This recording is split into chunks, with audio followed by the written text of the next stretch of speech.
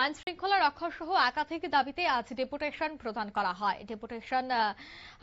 করা হয় রাজ্য পুলিশের আইজির নিকট। ডিওয়াইএফআই এবং টিওয়াইএফ রাজ্য কমিটির যৌথ উদ্যোগে এদিন দেখা গেছে যে রাজ্যের সাধারণ মানুষ আক্রান্ত চুরি ছিনতাই এর বিষয় নিয়ে তারা কিন্তু সরব হয়েছেন। অন্যদিকে গণতান্ত্রিক আন্দোলন এবং বিরোধীদের উপর আক্রমণ স্বাভাবিক বিষয়ে পরিণত হয়েছে। রাজ্য জুড়ে অস্ত্রের ঝনকানি এবং মাফিয়ার আস্ফালন সীমাহীন স্তরে চলে গেছে। এই সমস্ত ঘটনায় পুলিশের ভূমিকা নিয়ে রাজ্যবাসী উদ্বিগ্ন বলে তারা অভিযোগ করছেন। এর সাথে তারা রাজ্যের গত কয়েক বছর ধরে পুলিশ এবং সরকারি আধিকারিকদের উপর আক্রমণ দিনের পর দিন লাগামহীনভাবে বৃদ্ধি পাচ্ছে বলেও অভিযোগ করেন।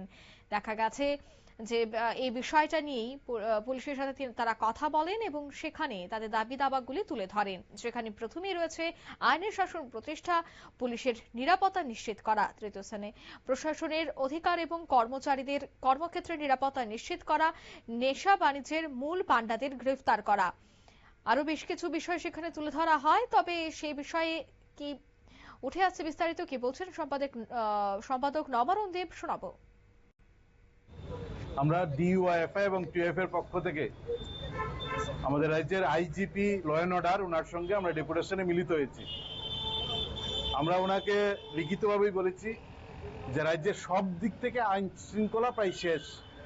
এর মধ্যে ভয়ঙ্কর এবং সবচেয়ে উদ্বেগের যে বিষয়টা নিয়ে আমরা আজকে কথা বলতে এসেছি, এটা হচ্ছে আমাদের রাজ্যের পুলিশের নিরাপত্তা নিশ্চিত করা। এবং পুলিশের নিরাপত্তা নিশ্চিত করার দাবিতে পুলিশের আইজিপির কাছে ডিওএফ এবং টিএফ এর পক্ষে ডেপুটেশন মিলিত হয়েছি। আমাদের যে প্রতিদিন মানুষের উপর আক্রমণ, বিরোধী দলের উপর আক্রমণ, বিরোধী নেতাকর্মীর উপর আক্রমণ, ছিনতাই, চুরি, লুট, তুল্লাবাজি, রাহাজানি সব হচ্ছে। কিন্তু এই সময় আমরা লক্ষ্য করছি একই সঙ্গে পুলিশের উপর আক্রমণ, সমাজবিরোধীদের আক্রমণ প্রতিদিন বাড়ছে। পুলিশ অফিসার দুর্গাচরণ রামকলকে খুন করা হয়েছে, গ্রেপ্তার নেই, শাস্তি নেই। গত দুদিন আগে বটতলাতে পুলিশ সদর দপ্তরের সঙ্গে থেকে একজন ট্রাফিকের সাব ইন্সপেক্টরকে প্রায় অপহরণ করে তুলে নিয়ে গেছে, আজকে পর্যন্ত কোনো গ্রেপ্তার নেই।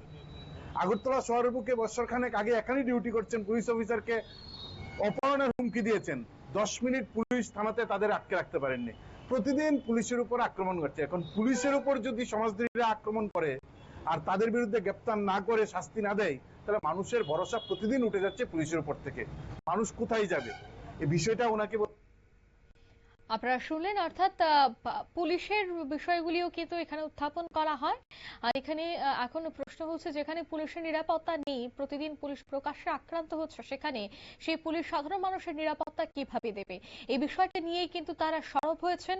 অন্যদিকে তারা এও জানাচ্ছেন যে পরিস্থিতিতে পুলিশের উপর সাধারণ মানুষের ভরসা রীতিমতো কমছে। মাফিয়া সমাজদ্রোহীদের আস্ফালনও প্রতিনিয়তই বৃদ্ধি পাচ্ছে। নিয়ে নিচ্ছি ছোট একটি বিজ্ঞাপন বিরতি, সঙ্গে থাকুন।